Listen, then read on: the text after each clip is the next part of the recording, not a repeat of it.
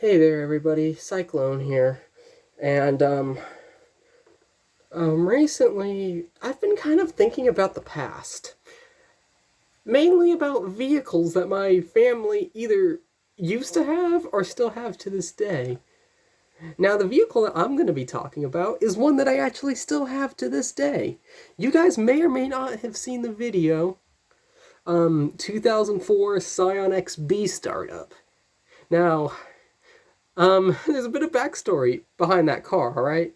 That car right now is officially mine. It's sitting out front right there. Um, so it is a 2004 Scion XB, and it's actually something called the Release Series. Now, it was some program that Toyota had back then for these cars. Now, Scion. What the hell is Scion? Well, back in 2002, 2003, Toyota and, of course, they had Lexus since like 89, but in 2002, 2003, they decided to create another car brand, and they were going to call it Scion.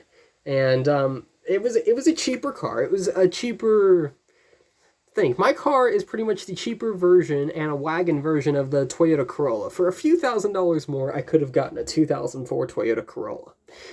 But, Scion was a cheaper brand, and Toyota thought, this is what young people want. This is what they want. They want to be your car. They want to be towards younger audiences, but younger audiences already got what they wanted.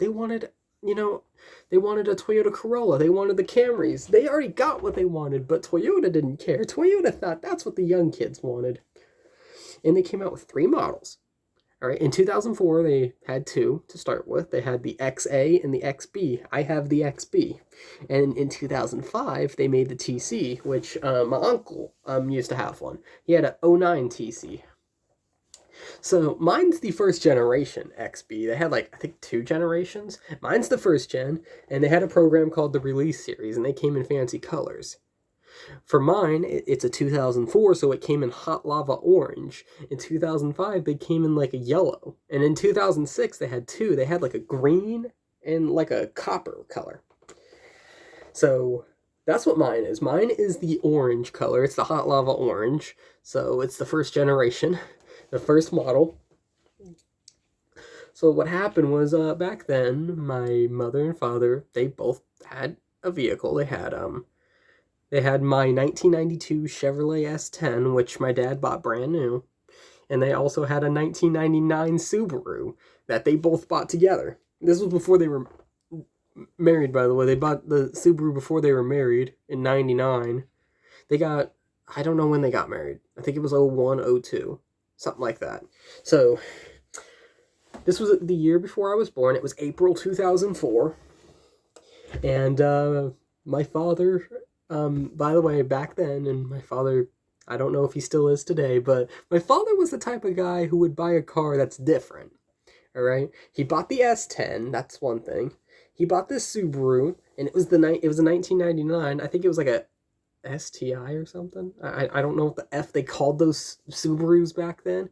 But it was kind of different than what he would ordinarily buy. And then when Scion came out, Scion's a different type of car. Or it was meant to be. So my dad bought this thing. My mom and my dad bought this thing 2 years into their marriage, I think. Or is it 3 years? I can't really remember. Because I wasn't even born when they got married. So they bought this car. Now, this car had a bit of features, all right? It was orange. It had the spoiler on the back, which all Release Series came with that. It had a little spoiler on the back. They had an automatic and they also had a manual, but we got the manual version, so mine's a 5-speed. It had some underglow lights in the interior that were orange, trying to match the car. It had cloth seats. It had a 6-disc CD changer, which it still has, which, by the way, it works like shit.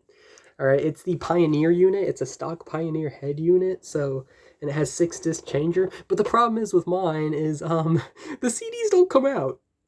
There's like 5 CDs in there, and they don't come out. They're literally stuck.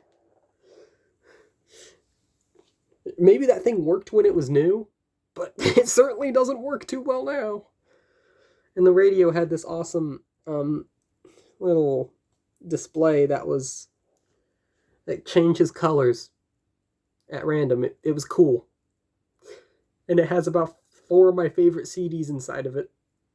So we bought this thing. And then I was born, September of 2005. And that was the car that took me to the hospital, and it also brought me home from the hospital in September of 05.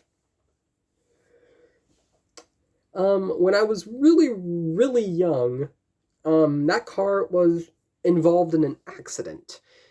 I've been in this house forever, alright? My parents bought this house in 2000, and I still live here to this day.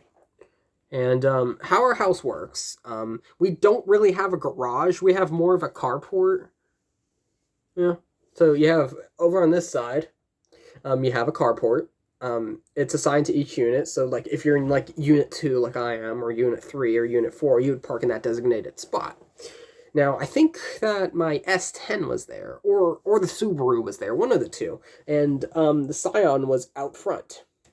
And there's a little corner here that, you're not really supposed to drive around very fast, but yeah, some asshole, and by the way, there's a lot of people that drive around that corner way too goddamn fast and cause an accident.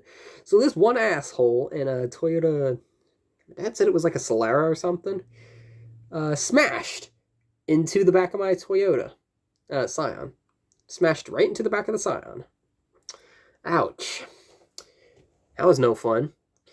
And it was a hit and run too. This guy tried to run, but thanks to a grandson from across the way, old ass bitch, having a grandson, he ran after the dude. So yeah, my car was smashed. We had it fixed. We went to BJ's Body Shop. I think that's what it was called. Fuck, I don't even remember what the shop was called, but we took it there and it was fixed. Now, it was supposed to be a lifetime fix, but it's starting not to be a lifetime fix anymore because the paint in that area is starting to come off. It's starting to look like bare metal now. So, yeah, they said, oh, this paint's going to be a lifetime fix. This whole thing's going to be a lifetime fix. Yeah, bullshit. Bullshit. I should take my car back there and be like, hey, you said this was a lifetime fix. Well, I brought this thing here years ago and you guys fixed it, but look what it's starting to do. So, yeah, we had that car for quite a bit, alongside a 99 Subaru, which later we traded in for a Forester, and my 1992 Chevrolet S10. So we had this car for quite a bit. The Forester didn't really last long. In fact, I might tell that in another story, if I can get more details about it, but the Forester was only with us for about 2 years. Thanks a lot, Mom, for spending all your money. No offense. So, that happened, and that car stuck around for a really long time, as well as my 1992 S10, which is still around. And it remained here, by this house, up until 2012. My parents ended up getting a divorce, they ended up separating, and my mom took the car.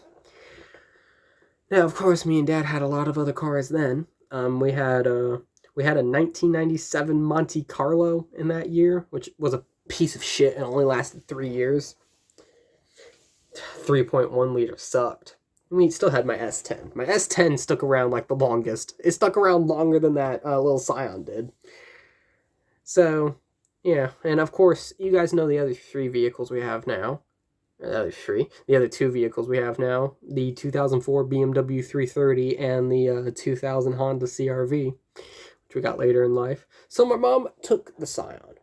Let me get back to that story. So Mom took the Scion, and it survived a lot. Survived my mom and dad's divorce. 3 children. Me and my half-sisters. And all my mom's boyfriends driving the thing. And she had it for a bit. We had it at the apartment she went to.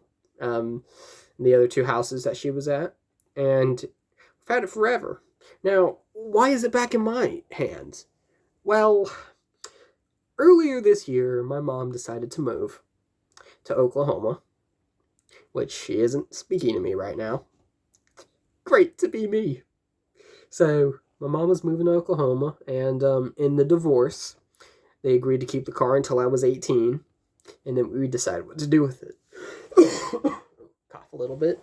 I'm not sick. So, I hit about 19. I'm almost 20 this year, and I'm 20 now. So I was almost 20. I was 19, and I was gonna get rid of the car, like a fucking moron. Now, my dad looks at it, and he knocks some sense into me. Now, the reason why we wouldn't get rid of it, and this is gonna sound dumb, I wanted to just get rid of it. I wanted to scrap it. I was done with it. This thing only has 140,000 miles. I'm not even kidding. This thing only has 140,000 miles. And when my dad saw that, he was like, oh, hell no. We ain't getting rid of that thing yet. The thing's got plenty of life left. And he was right. We still have it to this day, and it's got plenty of life, dude. It runs great. It runs fantastically. It needs some work. But it's not like work that prevents it from running. It doesn't need any work on that engine. That engine runs great. Thing is smooth, bro. I forgot what kind of engine it is. Hang on. Pull over my computer here. I'll look up what engine it has. It's a little tiny 4-cylinder engine, but it's a good engine. I would recommend it. If you're going to buy something older like that, an older Toyota like that, get this engine. Let me see what it is.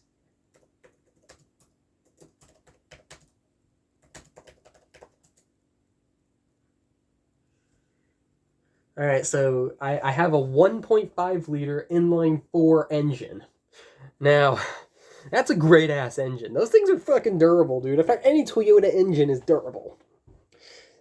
So, the engine's fine. It needs some cosmetic work. I'm gonna need to get a new plate for it because it's starting to wear out pretty badly.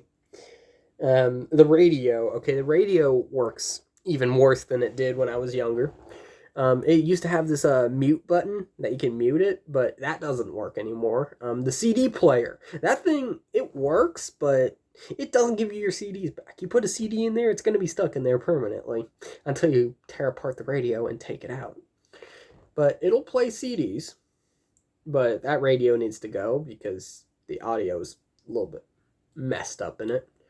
I've had problems with the window switches. The front windows seem to be okay, but they're kind of intermittent. The one behind, there's this, in the passenger side, back door, the window flat out doesn't work anymore. It doesn't even roll down. That was thanks to a certain somebody beating on it every time they got mad. So, those don't work. Like I said, the paint's starting to go, and also the clear coat on the roof is starting to peel very badly. I got most of it off, but I don't know how that happened. The windshield has a crack on it. That was due to driving behind a gravel truck. So that's going to need to go. A couple things I have done to it. I put a new armrest in it because the armrest was like way the F back here. Hang on. It was like way the F back here. And, you know, what the hell's the point of that? And then also the shifter, you had to like bend the fuck down to reach it.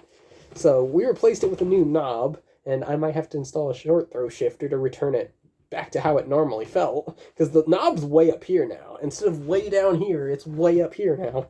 So it's a whole lot better. That car has been through some things, but it still runs, and yeah, I still have it to this day, and I love the thing. Man, this was a fun video to make. I hope for many more years out of that car. You know, guys, this was fun to make a video about me talking about my Scion that I have. It's a great little car. I would recommend it to anybody who's as young as me, preferably the automatic, but if you go full on manual, thumbs up, man. So, there's a video of me talking about my Scion and how it all came to be. That was a good video to make. This is like 15 minutes long, and it's just me talking about my car. So anyway, maybe I'll make some videos about it when I start driving. So, thank you guys for tuning in and listening to me talk about my Scion. Comment, like, subscribe, and share. Let me know what I should do to it. What should I put onto it? and I'll be sure to do that. There's another thing. I almost forgot this. On the engine, there's something called a cool air intake. It's called a cool air intake, and brings cool air into it, kind of gives it a bit. I don't even know what that does. I don't even know what a cool air intake does, but it has one of those. In fact, it's orange, just like my car, because they actually made that part. It's an aftermarket part, but they made a cool air intake part specifically for that car, which I think is pretty cool. I'm pretty sure the cool air intake is interchangeable with like the Toyota Echo or the Corolla from that era. So yeah, thank you guys for tuning in on me talking about my Scion. Comment, like, subscribe, and share, and let me know, what should I do to this car once I finally get it into my hands? What should I do? What should I put onto it? Let me know in the comments below what I should do to this car. Alright, you guys have a good day. Bye.